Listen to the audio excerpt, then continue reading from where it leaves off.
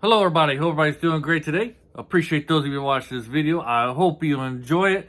Hey, if you've already been watching this show, please leave some comments below. Interested in seeing what reading what you feel about it. Do you agree with me, disagree, what you like about it, what you don't like about this show? And so today we'll be talking about Captivating the King. This is a historic drama you can find on Netflix. It's a Korean drama, and it takes place roughly after the Qing Dynasty invaded Korea, or the Joseon. Pretty sure I'm not pronouncing that word right. Anyways, they invaded Korea, kind of wiped them out a little bit so they couldn't support the Ming Kingdom Dynasty. And so this is like the second king after that invasion happened. The first king kind of went a little crazy and paranoid and died. So his brother takes over the throne. On his dying wish, though, our king here, he wanted his grandson to take over, but the brother took over anyway. So it's they portray him as the villain. A lot of the people who were hoping that the grandson would take over portray him as think as him as the villain. Sorry, they're rumbling and stumbling as I go along here. And so the king, he's actually our male lead here, and he's kind of like a enigma. You don't really know if he's a good guy or a bad guy, especially at the beginning. I will be spoiling some things, so I'll try to keep the spoilers to the minimal. So you don't mind some spoilers. We're at episode 10 right now, out of 16, so I can't spoil the whole show for you, but we'll be talking about certain events that's happened in the show at this point. I say that because getting ready to talk about the king here. Like I said, some people who were hoping the grandson sees as a villain, as somebody who is treacherous, who schemed his way to be the king. He's the devil, basically, how they see him. But as we look into his, as the viewers here, in my personal opinion, I don't see him as the bad guy. Like I said, he is the lead.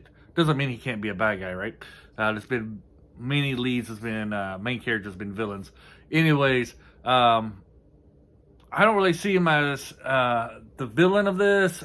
His actions are kind of contradictory. You know, he's not afraid to have people killed, you know, if they wrong him. So he's not in that case, I do kind of like him, because there's a lot of shows nowadays where I've been watching where, like, a villain actually needs to be punished in some way, but the good guy's like, oh, I'm good, so I'll let you go until you do some more crimes and harsher. But this guy's not really like that.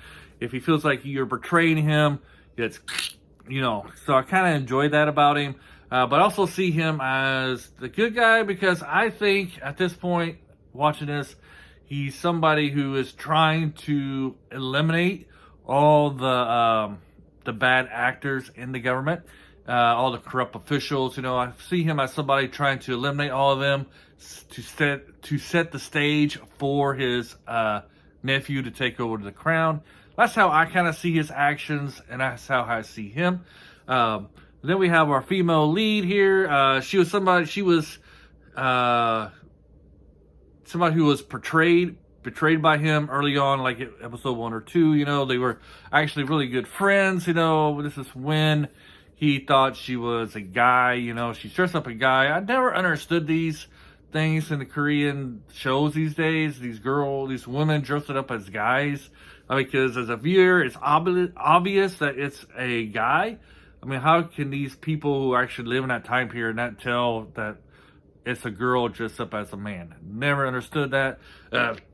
My point is, what I'm trying to say is, my wife, you know, she doesn't watch very many shows with me. And when I have this on, she can watch like absolutely like nothing. And then she'll come into the room and see this woman dressed up as a man. She's like, do they know she's a man? I'm like, no, they don't know she's a man. And she never watches these things, you know. So it's kind of obvious that it is. But anyways, get off that little rant of mine. She was portrayed early on by him, and she thinks she's one of those people who thinks he's evil, that he's despicable, and that he'll do anything in his power to gain power. So she's trying to work behind the scenes to dethrone our king here.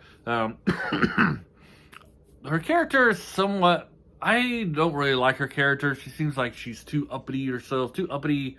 She thinks she's perfect. She kind of reminds me of a teenage person, like a teenage girl. She doesn't really understand how things work, that sometimes you got to do stuff that you don't really want to do to achieve your goals. So our king, sometimes he has to come off like a mean person. He has to makes decisions that he doesn't really want to do, but to achieve his overall goal of getting these corrupt officials out, he has to make these tough decisions, and she's somebody's like, I'm going to save everybody. Her friend died early on, and it's kind of his fault that she died, and so she's kind of holding a grudge over him with that. But she kind of seems like she thinks she's all righteous and stuff, and because you've already seen, as a viewer, already seen like the whole picture, like the people that you are claiming were killed, were killed innocently, innocently killed, were like actually corrupt officials and bad guys, like this guy, she's working with this government official's son, and she's like, we'll get revenge for your dad. I'm like, his dad was a scumbag. She doesn't know he was a scumbag, but she wasn't privy to that information. But some of these people you're working with are not very good people. Just that kind of stuff.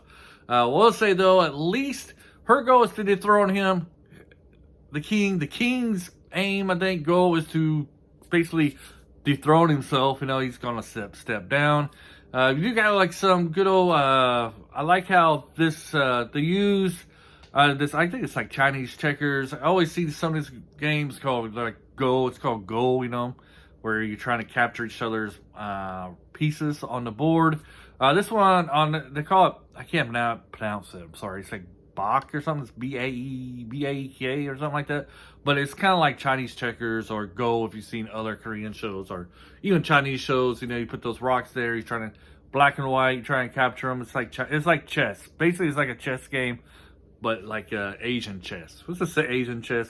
How that is like a main feature of this TV series. Like our king's a master chess player. I'm just going to say chess player, and she's a master chess player. And basically, the show is about how both of them are trying to move pieces, the pieces being other people, to get to achieve their goals, and are trying to strategize and outthink our villains. I do kind of like this show because you do got like a lot of gray characters.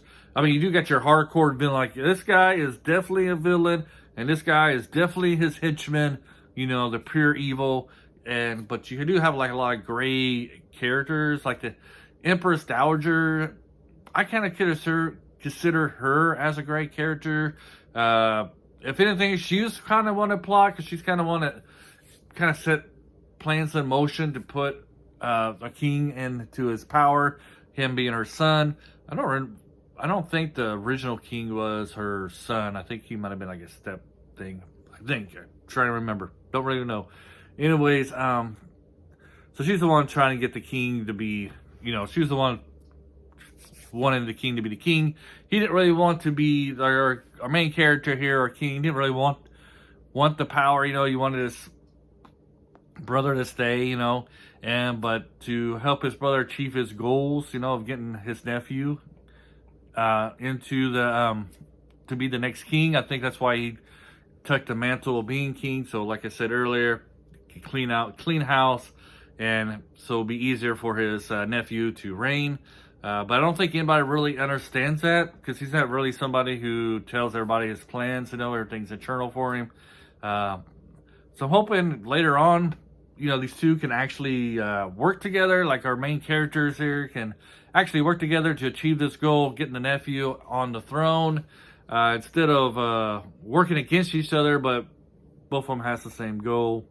Like I said, I like the female lead. Her character is all right, but I don't know. There's something I don't really like about her. I think because she thinks she's too full of herself, and she thinks that she's always right, kind of thing. Which kind of happened in episode 10. She kind of went against the king, and She tried to spoil it right here. Minor one. She's trying to substitute the princess for another person because the princess getting ready to get married to like the king prince, queen, the Chinese prince. Was a Chinese prince? And she got busted at the end of episode 10.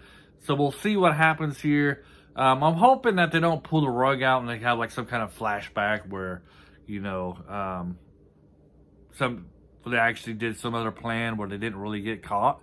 It kind of happened a couple times in the series. You see it in other series where, at the end of one episode, it's like, oh, they definitely got busted. But no, actually, and then next leads on to the next episode, they did all this stuff to make it look like they got busted. It's like, oh, come on. It's like those old 80s shows and cartoons where, you know, the heroes definitely, but, you know, magically in the next episode, they was able to pull out and live. You know, I kind of hate that stuff. Kind of annoying. So I kind of feel like, hopefully they don't do it in this episode because she needs to learn that, that there are consequences to what she is doing, that that you can't really save everybody, that if you fail, you know, there are dire consequences. I kind of feel like the writers need to go do that kind of direction. One thing that's good about the Game of Thrones series is that there was consequences for making missteps in your political career, you know, and then we need to see, she needs to witness that because the Kings witnessed it, you know, multiple times where if he got outsmarted, kind of like for her at the beginning, you know, if you get outsmarted, you know, sometimes you have to, sometimes, you know, you got to take a loss. Anyways, I am enjoying this. Check it out. I'm sure nobody will be here at the 12-minute mark, but if you are, thank you very much.